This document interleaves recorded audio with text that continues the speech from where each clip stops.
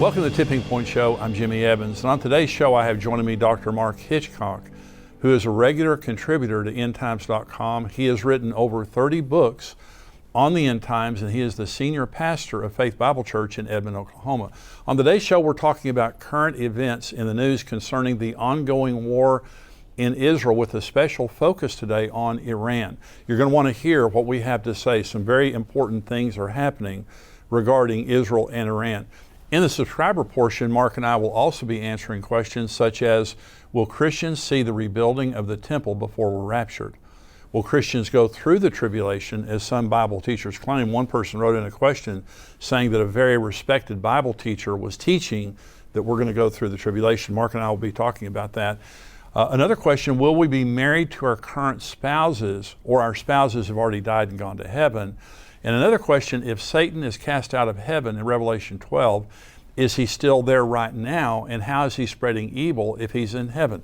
So those are some of the questions that we're going to be answering. I am so glad that you've joined us today. And I also want to welcome right now Dr. Mark Hitchcock. Mark, thank you for joining me. Well, great to be with you again, as always. Well, we're going to talk about what's happening in the news related to Israel. We're especially going to be talking about Iran. Let me just mention to everyone, we wrote this book that came out right after October 7th called What's Next? The Israel-Gaza War. And so this talks about what happened related to Israel before the war, during the war, and now after the war prophetically, the significance of it. And really and truly, you know, what we're seeing in the world right now today, Mark, this is prophecy on steroids. It's just everything the labor pangs are intense, and Bible prophecy is just happening right before our very eyes. Yeah, there's, people years ago have always said, people always said, Jesus is coming back, and, they'll say, people have been saying this forever, but it's the unbelievable convergence of so many things that are happening before our eyes that, yes, we wake up every day and are surprised we're still here, the way the world is headed. So, yeah, it's what's happening in our world today. We're going to talk about a lot of that today, and I'll do some more of it on my show as well. But, you really, it's not, like you're looking for things to talk about. It's you're having to sift through the things and see what's the most important thing to talk about. There's so many things to talk about. Yeah, on so many different levels. So we both look for articles when we do these shows together. I'm going to start out with this article. The UN Security Council adopts call for Gaza ceasefire, hostage release as U.S. abstains. And this is the Times of Israel. I'll read just a little bit of this. The United Nations Security Council passed a resolution on Monday demanding an immediate ceasefire between Israel and Hamas in the Gaza Strip and the immediate and unconditional release of all hostages after the United States withheld its veto and abstained from the vote. It was the first time that the Security Council passed a resolution demanding an immediate ceasefire in Gaza since the start of the war in October. Resolution 2728 is understood to be non-binding and is not expected to have an immediate impact on the ongoing fighting in Gaza, as has been the case with previous Security Council resolutions that have been adopted in other conflicts that were subsequently ignored. Now, the United States was trying to pass a resolution that bound Hamas to these talks that are happening in Qatar and also in Egypt, and also connecting the ceasefire resolution with the return of the hostages. And so China and Russia vetoed that resolution a week ago. Now the Security Council of the United Nations has passed a resolution calling for the immediate ceasefire and the release of the hostages, but it's non-binding. And the ceasefire is not conditioned on the release of the hostages. So it's really kind of a wimpy resolution, and they can't enforce this. And so what's going to happen is Israel's going to keep going to war with Hamas, and Hamas is not going to let the prisoners go. And so it really doesn't mean a lot. But one of the things that you notice, and we're talking about Iran a lot in this show, they have censured Israel more than all other nations of the world combined in the last 3 or 4 or 5 years. And this is another example. Iran is literally getting away with murder, and the United Nations has nothing to do with it. And we're going to read another article here in just a minute, and I'm going to talk about some of the things that we've done for Iran. The United States has done for Iran in this past month. But the United Nations, the end of this age, and I want to make sure you agree with this because I think this is pretty obvious, that at the end of this age, the United Nations is going to muster forces against Israel. And it's not going to be a non-binding resolution. It's going to be a binding, unanimous resolution to come and take Jerusalem away from the Jews. Do you agree with that? Sure. Yeah. And it's all the nations are going to come against Israel. Yeah. The book of Zechariah tells us that, the campaign of Armageddon is when it's going to take place. So this is the first, this is another indication from the United Nations of how much they despise Israel. And the Guterres, who is the Secretary General of the United Nations, he's continually come out rebuking Israel and protecting Hamas and saying that this didn't happen in a vacuum and things like that. So go ahead. You have another article there you want to read? Well, just one thing I wanted to mention, this resolution didn't condemn Hamas. Right. But I think the major takeaway in this is just this symbolic gesture of the United States abstaining from this vote. It's the first time this kind of thing has happened. And so it's a further evidence of the slippage and the rupture that's happening between the U.S. and Israel, which is going to place us on very, very, very dangerous footing. So I think, sure, it's non-binding. Israel's going to go ahead and go forward with all this, but the symbolism of this, of the U.S. abstaining from it, I think is very, very significant, very sobering. Yes. But I've got a couple of articles here about Iran also, kind of the same things like you're mentioning there. There's an article in the Jerusalem Post, or in the Times of Israel, says Shin Bet says it foiled Iranian plot to smuggle advanced weapons to West Bank terrorists. And they have a picture there of just all these weapons laid out there. It says the Shin Bet security agency, which is in Israel, Monday said it had foiled attempts by Iran to smuggle large amounts of advanced weapons to terrorist operatives in the West Bank to be used in attacks on Israeli targets. And it goes on and lists all these, weapons that were, fragmentation bombs, anti-tank landmines, grenade launchers, just all kinds of weapons. And so, Iran obviously is behind what's happening with Hamas. They're trying to get these weapons into the West Bank. They're behind what's called the axis of resistance, all these militia groups in Lebanon, Syria. They're behind what's happening with the Houthis, with Hezbollah, all of this that's taking place. So it's just a constant, coordinated effort by Iran to get weapons then into the West Bank. They can't get anything into Gaza now. And, the Israelis are able to stop this one, but how many more times have they gotten things in there that's not been able to be foiled? And so another article too related to Iran, let's mention real quickly, is in the Jerusalem Post. Iran is now has out on the market a new unmanned aerial vehicle, a drone. It's a turbojet that can carry 13 bombs. And it has a distance of thousands of kilometers, which could reach Israel. But it shows where their sentiments are. They've called this new drone the Gaza drone. And so Iran today is basically a Middle Eastern arms dealer. And they're marketing these weapons that they have now. They're marketing their military arsenal. And Russia, of course, is one of the main customers as well, which takes us again back to the whole Ezekiel 38, 39 scenario. But it's just more and more things happening with Iran. And I think, to me, what this shows is one of these days, Israel's going to have to deal with Iran. They're going to have to try to cut off the head of the snake. And that's going to be really the ultimate precursor, I think, to what the Bible predicts in Ezekiel 38. Well, that goes perfectly with my next article, because that's exactly, this is from the Jewish News Syndicate, and it says, Hamas attack, weapon of mass distraction as Iran nuke program advances. And this is from Karen Smilk. But listen to what this says, Mark. And this is from one of the top Jewish leaders. Israel needs to be prepared for the possibility of conducting high-intensity strikes on Hezbollah in Lebanon and on Iran's nuclear program simultaneously, a former senior Israeli defense official told JNS in recent days. Brigadier General Professor Jacob Nagel, former acting national security advisor to Israeli Prime Minister Benjamin Netanyahu and ex-head of Israel's National Security Council, is currently a senior fellow at the Foundation for Defense of Democracies and a professor at the Technion Israel Institute of Technology in Haifa.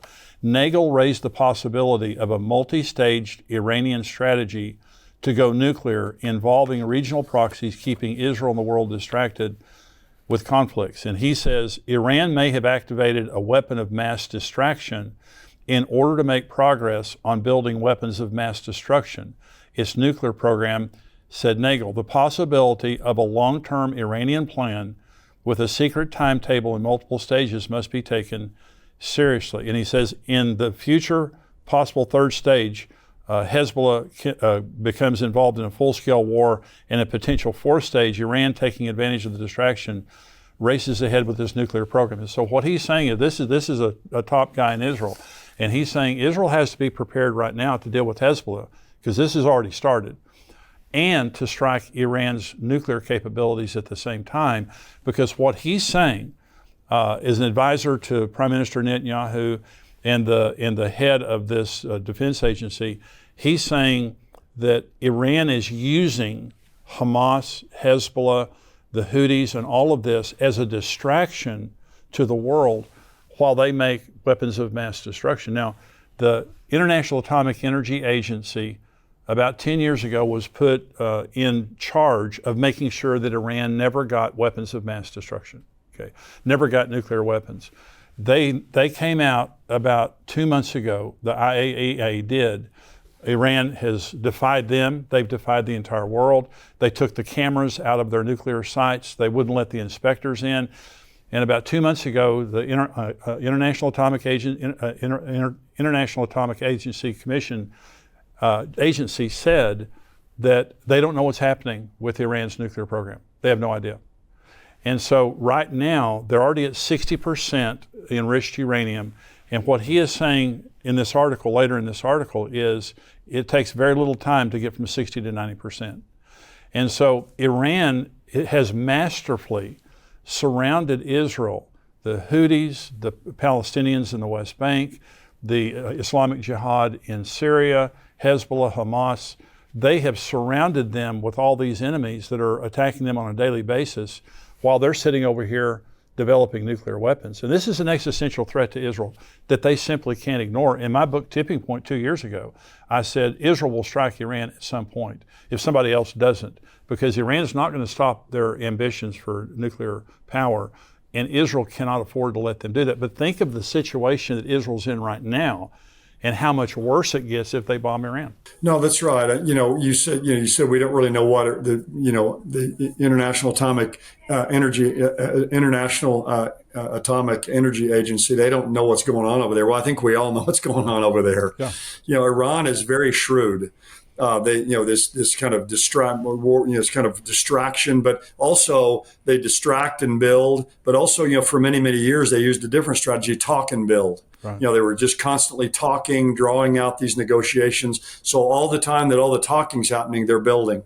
And now the time all this distraction is happening, they're building. So they're doing everything they can to put up a kind of a smoke screen, camouflage while they're doing what they want to do, but they're suffering no consequences for it. No. They have some economic sanctions that have been put on them, but those have been lessened. And so they're selling things to Russia. They're involved with China. So they're not feeling the pinch of this. And so Israel ultimately is going to have to hit them where they'll feel the consequences of this. But when that happens, it's going to, who knows what dominoes then will begin to fall at that point in time. It'll be all bets will be off at that point. Exactly. Well, later in the article, it says on March 15th, Washington reissued a $10 billion Iran sanctions waiver that allows Iran to access revenue from its electricity sales to Iraq. And so the Biden administration has released billions and billions of dollars to Iran that they wouldn't have gotten through the sanctions. And now, in spite of everything that they're doing, they're the ones responsible for October 7th. They're the ones responsible for everything that's happening right now. No consequences whatsoever. $10 billion. On March 4th, this article says, Reuters, quoting unnamed diplomats, said a quarterly meeting of the IAEA's main policy-making body saw Western powers again choosing not to seriously confront Iran over its failure to cooperate with the agency on a range of issues. And so the IAEA is basically just turning a blind eye and just saying there's nothing we can do about it. And then it says Nagel assessed that the United States and Europe will never attack Iran's nuclear program, adding that the sanctions relief being offered to Iran aligns well with Tehran's intention to continue with creeping nuclear progress. Hence, Israel must be ready for anything, for being able to strike the enrichment part of the program, but also for being able to strike the weapons system part of it. So he's saying in this article here, we're giving them billions of dollars. The IAEA is completely worthless. And see, the United States, and President Trump said this, President Biden has said it too, under no circumstances will we ever allow Iran to become a nuclear power. Well, the only way you can keep them from doing that now is physically going in there and making sure it doesn't happen. Well, they're not going to do that. That's what he's saying in this article. They're not going to do that. So because of that, Israel has to be prepared. So Jeremiah 49 is a prophecy of the destruction, the utter destruction of Elam. Elam is southern Iran. And Elam is where they have their launchers and a lot of their nuclear reactors and nuclear facilities are in southern Iran. And so if Israel struck Iran to stop them, that's basically where they would strike in fulfillment of Jeremiah 49. If that's what happens, it's going to happen. It's never happened before in world history. But I have wondered, Mark, and this is a wondering, but I have wondered in Ezekiel 38 where it says, I'm going to put a hook in your jaw and drag you down to the mountains of Israel. See, Russia has continually warned Israel and the United States of what would happen if they attacked Iran. And basically they're saying, of course, they're getting a lot of weapons from Iran right now. And so they're very, very closely knit. So I wonder if the hook in the jaw, if Israel bombed Iran, if that would be either the hook in the jaw or part of what would happen to cause Ezekiel 38 and 39. No, I agree with that. I think, I've heard people say that before. I think General Boykin years ago kind of made that same comment that, that could be these hooks in the jaws with Russia. Because, Russia's, they're violating all these international sanctions, getting oil from Iran, getting weapons from Iran. They're helping Iran as well, sending them advanced aircraft. So, they're totally, joined together. And Russia, wouldn't want to come in probably and invade Iran or invade Israel on their own. But you're right. I mean, if they're that tied in with Iran, that could easily be the catalyst for them to do that. And so, the Russia and Iran together, they're mentioned there in Ezekiel 38, 2,600 years ago. What a proof of the truth of the Bible. You have these two nations mentioned right next to each other 2,500 years ago, and here they are today. But I think it's likely that will be what will somehow precipitate this. But Iran hates Israel with a passion. They're their greatest enemy. But if Israel hits Iran, we can only imagine how that will accelerate that hatred. And they'll want payback. And that will be, I think, what will happen when Ezekiel 38, 39 takes place. It'll be a payback for what's taken place. Well, in 2022, I believe it was in 2022, Israel had a massive military exercise called Chariots of Fire. And they practiced bombing Iran, and they put 5 billion shekels in their budget for bombing Iran and then protecting their borders, because they know that all heaven's going to break loose when they do that. And so this is something that they have been looking at for a long time, but it's in the news. And top military officials, top diplomats from Israel are saying we have to be ready now to do this because the IAEA isn't going to do it. The United States and Europe, they're not going to do it. And they're sitting over here using this as a weapon of mass distraction while they're sitting over here doing this. And by the way, North Korea became nuclear with the entire world watching them, telling them not to do it. And so the world is pretty wimpy. When it comes to staring down someone, they get pretty wimpy about it. Israel is not wimpy. They have to fight for their very survival. One strike now, Iran has a hypersonic missile, by the way, with basically Israel's name on it, a hypersonic missile that can reach Israel in 400 seconds. That's 6.66 minutes. So if they had a nuclear payload and they fired that hypersonic missile, I mean, it's just, if it strikes, this tiny little nation of Israel, I mean, it's game, set, and match right there. So this is serious. No, yeah, Israel's going to have to do something. And the United States, we've said over and over again, we're not going to let Iran get nuclear weapons. You're right. I mean, we sat by and let North Korea do it because the consequences of us hitting Iran, what that would set off in the Middle East, I think that they know they've taken all their calculations. They believe that we won't do anything ultimately. That's what I think they believe. And so I think they've factored that into their calculus. I think they do believe Israel will do something, but Israel will be much less of a power for them to deal with than the United States will be. Now, if Israel does that and Iran begins to come against Israel, that may drag us into it. That could be a hooks and jaws that drags the United States into this as well. But the United States, we're not going to do anything. I'm sad to say that as an American, but I really don't think. Certainly the current administration, maybe if there's a change, maybe it would be a legitimate threat, but I don't even think then that it will either. So, Mark, the current events that are happening right now in Israel are, the pressure cooker is there. It's not going to go away. It's just going to get worse. Do you agree with that?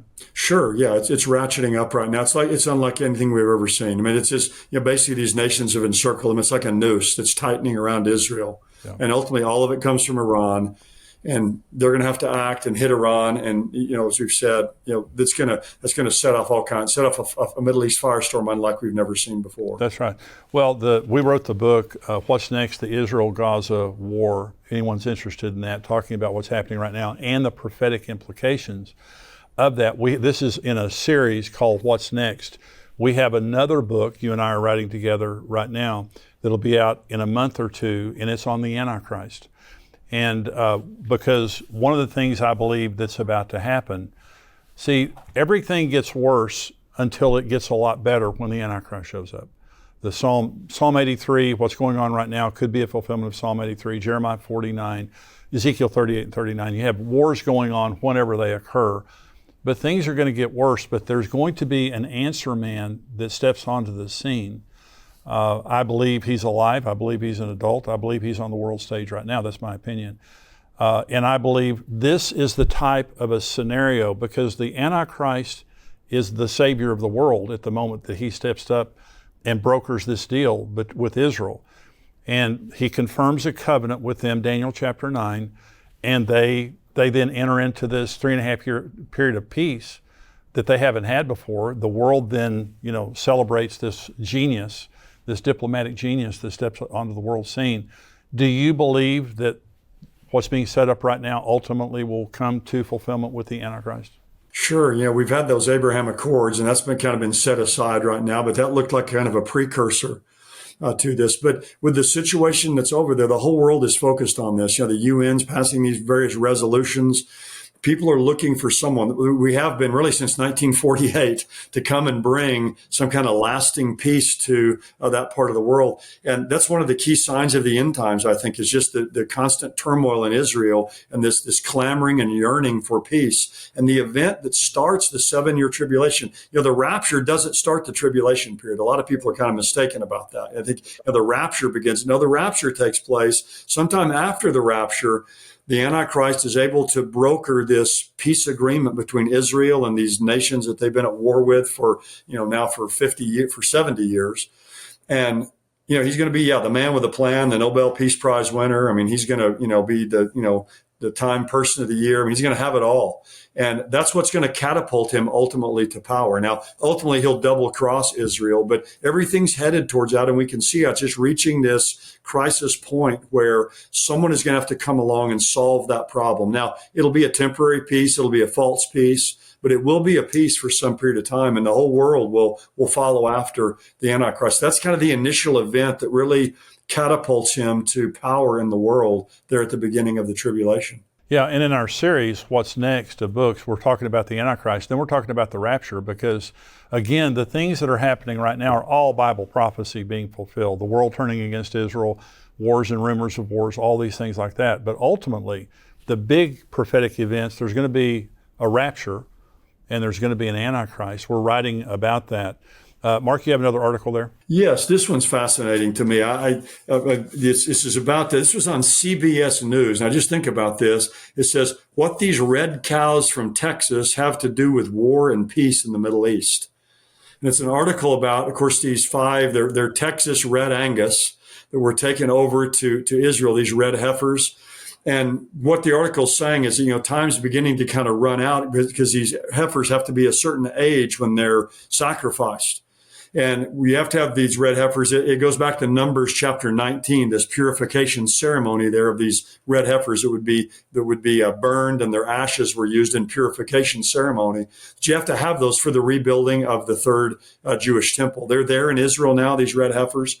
But this is something that I didn't know until just this week. It says in this article from CBS, it says, when Hamas spokesman Abu Abida began a speech marking the 100th day of the war in Gaza, one confounding yet eye-opening proclamation escaped the headlines, listing the motives for the Palestinian militant group's October 7th massacre in Israel. He accused Jews of bringing red cows to the Holy Land. So one of the things that precipitated this was bringing these red heifers to Israel, because the Hamas knows the significance of that points to a third temple, of course. And one of the, that they called this in this massacre in October 7th, the Al-Aqsa wave, or the Al-Aqsa flood. And of course, the Al-Aqsa mosque stands there on the Temple Mount, as does the Dome of the Rock. And Hamas, one of their main emblems, features the Dome of the Rock behind two crossed swords.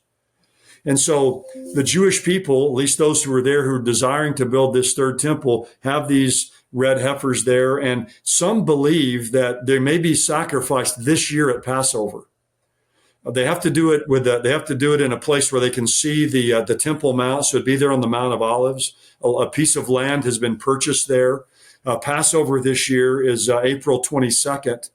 So it could be that sometime between now and then, or around the time of Passover, that one or more of these red heifers will be sacrificed. So there's only been 9 red heifers in Israel's history. This would be the 10th.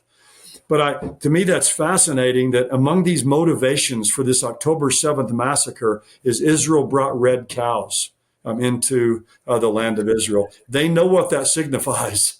And they hate that. They know that the Jews want to ultimately build a temple there, that it's going to mean, that their third holy site, the Al-Aqsa Mosque, would have to be removed and have to be destroyed. So it's just another thing that we see happening in our world today that points just towards the chaos and ultimately the land of Israel. But then the bullseye in Israel is Jerusalem, and the bullseye in Jerusalem is that 36-acre Temple Mount area. That's the real powder keg, if you will. And so, we'll be watching this for folks and letting them know, if something happens over there with sacrificing these red heifers. But that would be a very, very significant event when that takes place, I believe. Well, Mark, that's absolutely fascinating. And I can just say, next week on the show, we have an entire show on the red heifers. Mondo Gonzalez has written a book on it, and he confirms now, this will be part of the show next week, they have 3 kosher red heifers. Last November, they came of age to be examined by the priest. And they have 3 perfect red heifers. They only have to have 1.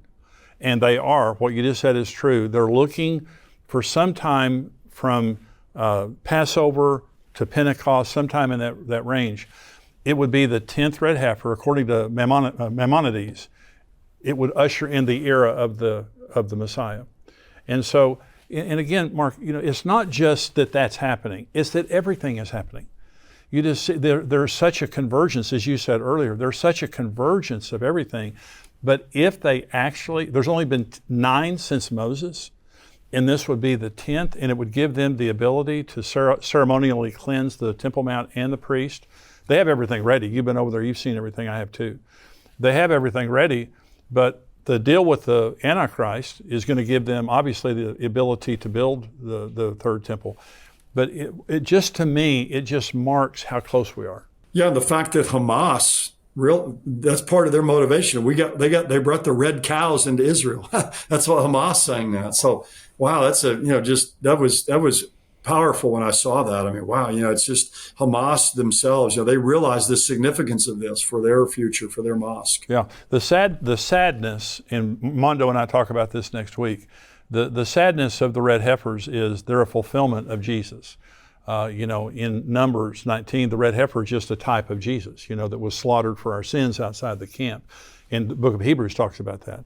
And so the sadness is they didn't recognize Jesus as the Messiah. The exciting thing is they will all be saved in one day, according to Zechariah 13. And that is going to happen sometime soon. But it is a huge issue related to Bible prophecy. Do you have any other articles there? No, that's all I've got. I mean, just, like another article, there's one in Newsweek we've talked about already. Just Iran is kind of opening up four fronts.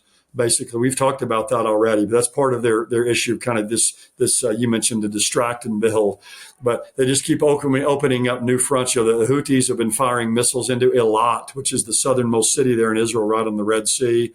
So it's they're not far from there. So it's just a constant stranglehold here. But that's an interesting article in Newsweek. A four-front war now that they've opened up. You've been worried about two fronts. Now it's four fronts. All of you who are joining us on YouTube, hope that you have enjoyed this. We're going to go to the subscriber portion of the program right now, and we're going to be answering some questions.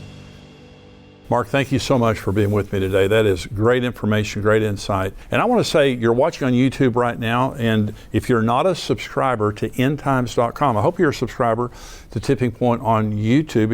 If you aren't, just hit the button right now and subscribe. You'll get all of our information that comes out on YouTube. But we have my podcast, the one that you're watching a part of it right now.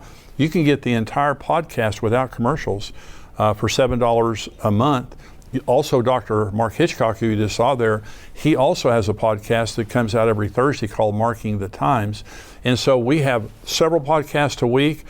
We answer questions every Friday. I have a devotional that comes out every Sunday called A Good Word. It's worth a lot more than $7, but for $7 a month, you can get everything that we have. It'll be a blessing and encouragement to you. So if you're not a subscriber, go to endtimes.com right now and subscribe. I'm glad that you've joined me today. We'll see you next time.